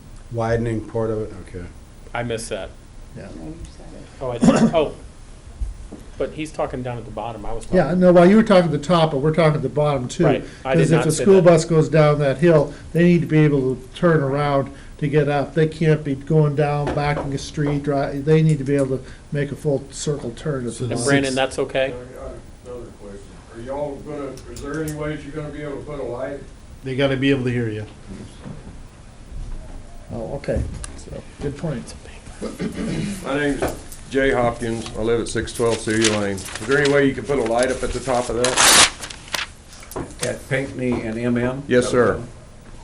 There's a pole there. You're gonna have a lot more traffic coming in as soon as this next overpass comes in too, so this double M is gonna be really, really a busy street here pretty soon. Is that gonna be highway issue that they do, or is that gonna be in the city? It would take a traffic study to determine the need there. But it's under our control, not, we don't have to go to the highway department to In other determine words, a you don't light. have to go to MoDOT to get approval for a light, is what he's saying. I can't answer that question. I didn't think we could. We'd have I mean, to- Any see, certainty. and part of this would be, if they were exiting whatever developed there, where they could come out the back and go up Pinckney, then that's a real problem. You know, because then you'd have whatever commercial uses, people coming, maybe they're pulling back out on you, or maybe they're Well, going up Pinckney he's behind. saying that he can turn down that street. How about it when you turn around, take that school bus and you turn right? You have to go over into the left-hand lane to turn, because you can turn, a school bus Not if they're. turns tighter That's why going they're- left than going right. That's why they're proposing widening that. That's why they're widening that part of it, Yeah, so they don't have to go over in the. In the oncoming traffic lane? yeah. Right.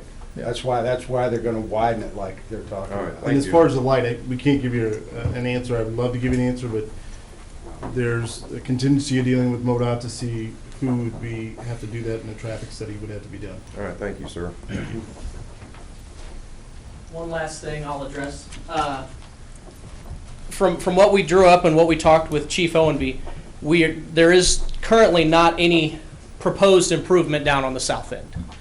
The fire truck can get in, as far as whether it can turn around, and that, he's not concerned with getting out, he's just concerned with getting in. Well, I'd like to talk to the school district and see if the school bus drivers or whoever is actually gonna be doing this 99% of the time. Sure. The fire truck may never go down there. Correct. But the school buses will go down there every school day, at least twice. Right, and I'm willing to bet with the state and that temporary turnaround, they're not going down there, period. And because they can't turn around in it. Well, we're saying that's what they should do. That's what they're talking about What they do widening. right now is they come down. They this- come down Highway, They right. come down this road here and they exit out here on Highway U. They make this corner and go out because the kids are right here waiting on the buses. Yeah. And you're gonna have to turn around and take this and make it big enough to where he can come down and do his circle and come back up that upgrade. That's Yeah. gonna be a really, problem. Yeah, that's gonna have to be some kind of cul-de-sac at the bottom.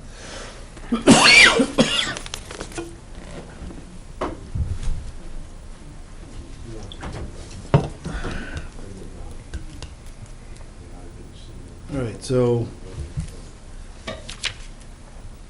I guess I'll entertain a motion for the closure of Celia Lane with the 6 conditions stated, as stated.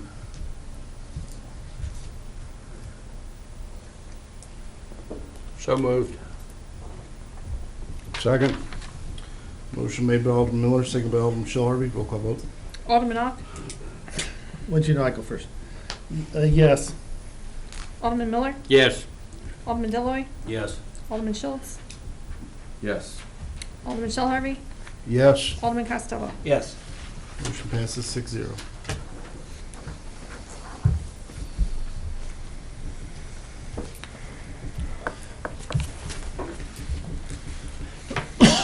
And I guess I would say to the people who are here, I mean, this is a long process, and we're gonna always notify you when things are going on. And please come and be active, so whatever happens, you have a say in it. Every step of the way. And thank you for coming tonight, and thank you for responding to the letters. I wanna thank you for notifying everybody. We'll continue to do so. Do that. Thank you. You all Won't be brought up doing it very without good comments. doing that. Thank you, Mr. Rogie. Addressed most of my concerns, but I made that up. So you Thank you. You all made some very good comments, brought up some good points. Thank you.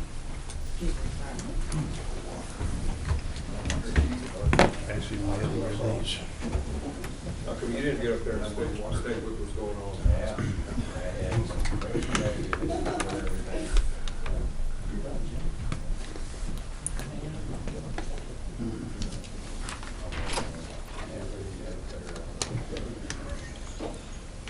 Well, that was fun. That was a toughie, was Fortunately, these things don't come up that often, but when they do, they're a challenge. Did you go on a water run? Had to. I just bring this myself. Since my energy drink is all done, I think I've burned my energy out now. Well, the next, Let you do a bathroom. the next item on the agenda would be speaking to the Director of Operations and Finance Officer Terry Thorne. My first item for you this evening is the recommendation that you had requested regarding fireworks. At the last meeting, we talked about many different options, and so department head staff took that into consideration. Their recommendation is to add July 3rd to the existing approved July 4th. So the new dates and times will be July 3rd and 4th from noon to 11 p.m. Any questions on any of that? You need a motion to approve that? Second? Well, I'm gonna allow him to discuss it for a minute, guys, but I appreciate the quickness. Well, we actually discussed it Call for last week. discussion after a second. Yeah. I didn't mean to rush. Yeah, you're good. You guys are good. Sorry, Mayor. I mean, the only change I would consider making, I mean, what's so magical about noon? Why not 11 o'clock? Robert's rules. It's immaterial. makes sense. Doesn't work, we'll change it. What we was the always only, I'm change- sorry, what was the? You know, what's so magical about noon? Oh, I don't know about noon. I'm usually up by 11, so. Listen about I think the consideration that was brought up by staff was people who work nights Right. and need to be able to sleep in the morning. Okay, that's a good point. But the noontime, that's what you're saying is, so they can Noon? sleep? Yeah, like police officers who work at night that need to sleep in the morning before the fireworks start. Well, you gotta hit in the biscuit, right in the basket. Well, you gotta do that. All right, so are you ready for a motion? All right. I already got, we made. Oh, a we motion. have one? All right. Motion made by Alderman Costello, seconded by Alderman Shilhart. Roll call vote. Roll call vote. Alderman Miller, Yes. Alderman Deloy, Yes. Alderman Schultz, Yes. Alderman Shell Harvey, Yes. Alderman Costello, Yes. Alderman Ock. Yes. Motion passes 6-0. My next item for you this evening is a discussion of the city acceptance of the downtown sidewalk maintenance. We talked about this at our planning meeting last week. I need to send a letter out to the downtown property owners and business owners about the things that we did to improve security with the lighting, about the parking areas, and to ask the question about the one-way alleys. And I'd like to be able to include this if in fact we are ready to proceed with it. Any questions? I'm talking a lot tonight, all right. My only comment about this, I think it's a great idea to take over the maintenance and sidewalk for the downtown businesses, but I would anticipate that shortly after we do that, other commercial areas will come along and request the board also take over their sidewalks in front of their businesses. So I think if we approve this, that's fine, and we should. We just need to be aware that there's a little discrimination issue, that you took over some businesses, you didn't take over others. Is that a discrimination issue? The word wasn't discrimination. What word should I use? Disparate impact, or I guess. I don't think Disparate it's an impact, issue. that's very It's a weak. clearly defined special district that I think has clear exceptions and issues with with just the way that the sidewalks are built. It's promoting economic activity. I don't think it's going to be an issue with the fact that we take it over in downtown, especially if it's consistent with our downtown historical district as it's set up. And I think it makes a lot of sense to do that. So I mean, it doesn't mean we're not going to have the comments. I know No, that we will that's have an the comments, I can We guarantee will have that. the comments, I know that, Okay. but I think, you remember Brewski's and the step going up because there's been so many layers built up. I think we can clearly distinguish it and say, And I think as far as justify the it. district is concerned, what I've heard from board members is we're foregoing a facade program, we're foregoing, trying to create a grant situation Right. where downtown businesses can apply for a grant to improve their own building. What I think we decided on our discussions was our money was better spent doing something that, number one, helps the downtown district and encourages the property owners to go ahead and invest money in their buildings. So that was a trade-off. to No, make. and I understand that, and I think it's the right thing to do. I just think we need to be aware that there may be some pushback from other commercial property owners who say, well, what's so special about them? And I think we can answer the question, because we're trying to do historic downtown Warrenton, that's why. And the district is already defined. I looked to see exactly what was in our code currently. It's Main Street from State Highway 47 west to Elm Street. And where is Elm Street, please? This is, Morris. Morgan. Morgan yeah, it's the one right down. behind. Right in front of Binkley's. Yes, Okay. that's all. Where you go straight in, you go into Binkley's. Yeah. The metal lawyer, whatever that guy is sitting in the corner. Yeah. I think first of all, I'm for the sidewalk issue. I think this is a first step Yes. of many steps that we're going to take to correct the sidewalk situation in downtown Warrenton. And I think once we start doing that and the property owners see what we're doing, hopefully they'll partner with us and, as Greg said, would like to do some work on their buildings and make them acceptable to get things done downtown. And I think it's a good deal.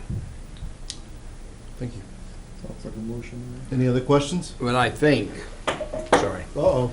one thing we need to add to the sidewalk maintenance, and I'm not sure this is the right time to mention it, but we need to include handicap parking on each block downtown. That'll be part of the whole engineered Right. Whenever we process get as that. it moves forward. Yeah. We keep that on the, if not the front burner, the medium burner. Right. Good point. Any other questions or comments? No. I'll entertain a motion to approve the city's acceptance of downtown sidewalk maintenance. So moved. Second. Motion made by Alderman Deloy, seconded by Alderman Schultz. Roll call vote. Alderman Deloy, Yes. Alderman Schultz, Yes. Alderman Shell Harvey, Yes. Alderman Costello, Yes. Alderman Ock, Yes. Alderman Miller. Yes. Motion passes 6-0. My next item is the IDA sign and the adjacent 30 feet, a piece of property in Truesdale at the industrial park. I've been having conversations with Mary Lou over there. We talked about the IDA sign. I mentioned that the city might be interested in divesting itself of the sign and the property. She took it to our board. We got a letter from them saying they would be interested in taking that over.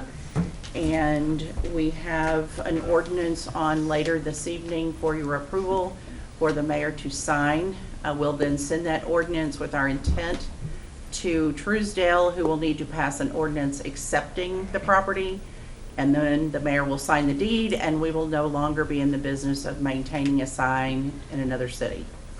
So we will have an ordinance on later this evening, but if you have questions, I'd be happy to answer those. Good riddance. Good job. It wasn't me. Sometimes a plan just comes together. And last, but certainly not least, I want to let you all know that Brandy, she didn't know this was going to happen, by the way. Brandy has completed the necessary education and is now a Missouri registered city clerk. Congratulations. Good job. Speech. Yeah, not a speech. Two other notes for you. On March 20th, we are going to schedule a work session prior to that board meeting to discuss pool rates and hours. Did you have a time? We were doing 5:30. 5:30 on March 20th. And on March 27th, we already have scheduled a property maintenance code review meeting. So if you don't already have it on your calendar, please include it. So I'm going to go ahead and cut to the chase on this. Will you please send out a reminder by email after this meeting? Thank you. Certainly. Thank you. I got you guys. I knew it was coming. You got it. That's all I have. Thank you. Bring her with you. Yeah. All right, next we're going to hear from Assistant Director of Operations, Brandy Walters. Good evening. The first thing I have is our monthly marketing business support report. For this month, we didn't have, or for February, we didn't have any ribbon cuttings, unfortunately. We do have one coming up on Saturday for Legacy Pharmacy. So for all of you that would like to attend that, that is going to be on Saturday. It is at 10 o'clock. The actual ribbon cutting is going to be at 10:30, but she'd like everybody to get there by 10. They're going to have the fire department barbecuing, and it's going to be a big deal. So they do Free fill ice your, cream. they Free do ice fill cream. your subscriptions on top of having ice cream. 'Cause I think everybody knows it for the ice cream. We have a discount that day. Prescriptions. Or prescriptions, sorry. Not Subscriptions, prescriptions. My She error. feels your subscription. I stand corrected, Alderman Ock. Any questions about the monthly marketing business support report? Man, that is difficult to say. I know. Business support report. Wow. I need to change that. The next thing I have is our admin report. On that, we did have one accident, unfortunately, in February with somebody that slipped on the ice when we had that ice storm. No injury, so there was no claim on that. As far as the interviews, we're doing a lot of interviews right now because we have, as you guys have seen, lots of openings. Any questions? The next thing that I have is the demean. There is a change order for demean for the pool complex out at the aquatic center. When they originally did the quote on this project, they did not include, we were going to do the sidewalk and all of that stuff in front of the building. So on the map that you see, it's in orange, which was just kind of the finishing part. They are suggesting that they do that, so that a way when the pool is ready to open, it's a complete finished look. So they would like to do that. The change order for this is $13,948. Any questions on that? I'll entertain a motion to approve the mean construction change order number 4 for the Aquatic Center in the amount of $13,948. So moved. Second. Motion made by Alderman Costello, seconded by Alderman Schultz. Roll call vote. Alderman Schultz? Yes. Alderman Shell Harvey? Yes. Alderman Costello? Yes. Alderman Ock? Yes. Alderman Miller? Yes. Alderman Deloy. Yes. Motion passes 6-0. The next thing that I have is the police compensation, a new policy. We had discussed this in our planning meeting where we were gonna start giving new officers, when they come in with experience, we're gonna start giving them a higher rate of hourly pay. So that's what this is for. So if they come up with experience, we can adjust their pay accordingly. Any questions on that? I'd like to abstain from any discussion or voting on that issue. I'm sorry. You don't know Just workers' abstain comp? from it? Yes. Okay. I'll entertain a motion to approve the police officer compensation policy. So moved. Second. Motion made by Alderman Shell Harvey, seconded by Alderman Miller. Roll call vote. Alderman Shell Harvey? Yes. Alderman Costello? I'm sorry, I thought you were on the workers' comp renewal already, so I vote yes. Alderman Ock? Yes. Alderman Miller? Yes. Alderman Deloy. Yes. Alderman Schultz? Yes. Motion passes 6-0. Okay, and then the last thing that I have for you is the renewal for the workers' comp policy. As you can see, or I don't know if you have seen this or not, but last year our mod was a rate of 1.27, and this year it is at 0.76, which is great. Ended up saving us $22,485 from last year's policy. Always love hearing that. I can imagine if Karen was still here, how excited she'd be. What company do we have that with, Brandy? It's through Missouri Rule. Okay. Okay. Any questions on that? Good news. Good news. All right, I'll entertain a motion to approve the workers' comp renewal in the amount of $60,782. So moved. Motion made by Alderman Miller, seconded by Alderman Deloy. Roll call vote, please. Alderman Costello? Abstain? Alderman Ock? Yes. Alderman Miller? Yes. Alderman Deloy. Yes. Alderman Schultz? Yes. Alderman Shell Harvey? Yes. Motion passes 5-0 with 1 abstain. And that is all I have. Thank you. Thank you. Next, we'll hear from Finance Manager Gabrielle Curry. First item I have is the accounts payable for the month in the amount of $1,079,257.77.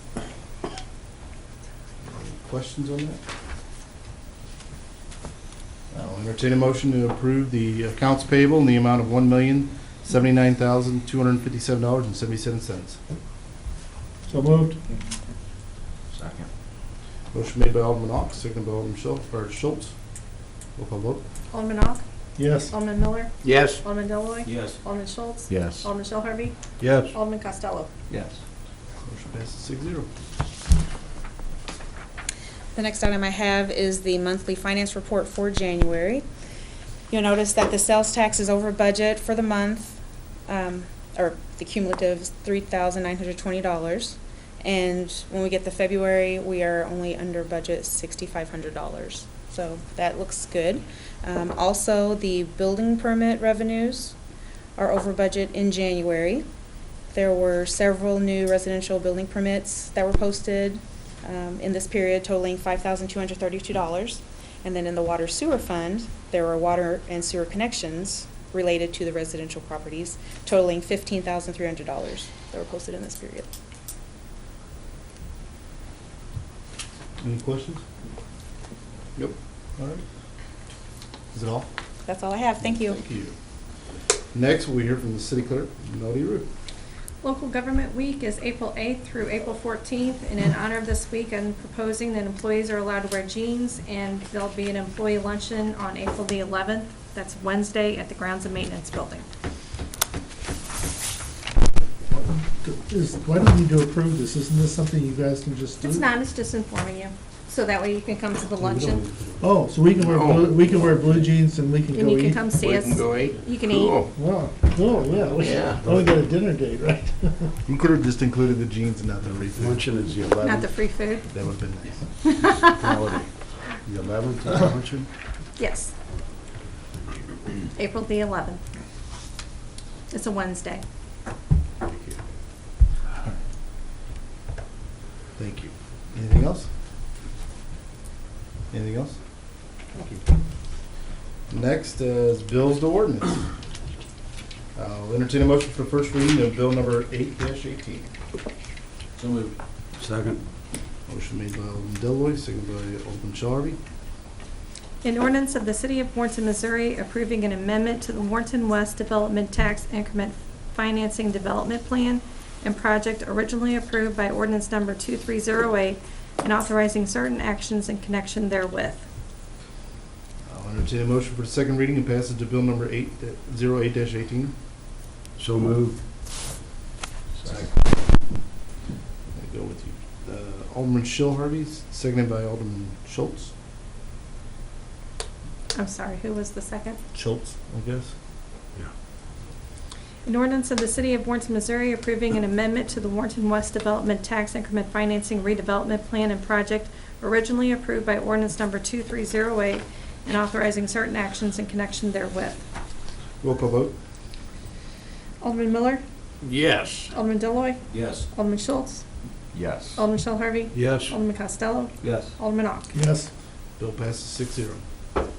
I'll entertain a motion for the first reading of bill number 09-18. So moved. Second.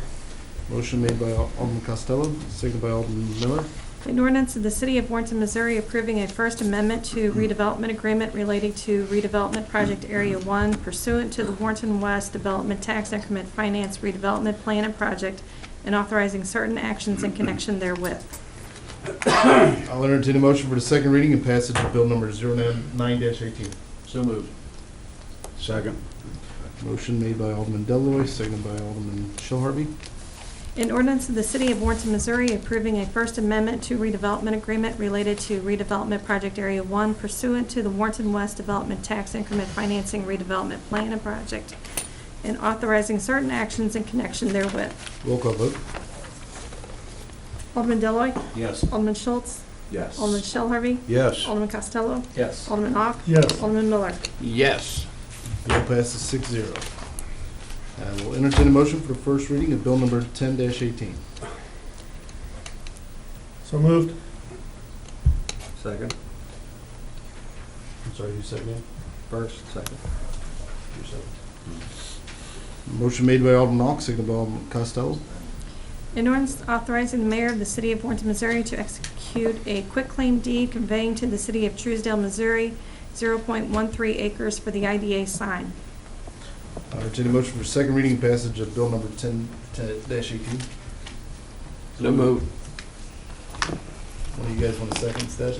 All right. Motion made by Alderman Miller, seconded by Alderman Deloy. An ordinance authorizing the mayor of the City of Warrenton, Missouri to execute a quitclaim deed conveying to the City of Truesdale, Missouri 0.13 acres for the IDA sign. Roll call vote. Alderman Schultz, Yes. Alderman Shell Harvey, Yes. Alderman Costello, Yes. Alderman Ock, That'd be a hard yes. Alderman Miller, Yes. Alderman Doing Deloy. the earlier thing. Bill passes 6-0. Smart. All right, executive session. I will entertain a motion to close the regular Board of Aldermen meeting and go into executive session for legal and counsel and real estate. So moved. Motion made by Alderman Shell Harvey, seconded by Alderman Costello. Roll call vote. Alderman Shell Harvey, Yes. Alderman Costello, Yes. Alderman Ock, Yes. Alderman Miller, Yes. Alderman Deloy, Yes. Alderman Schultz. Yes. Motion is passed 6-0. We are so adjourned. Thanks, folks.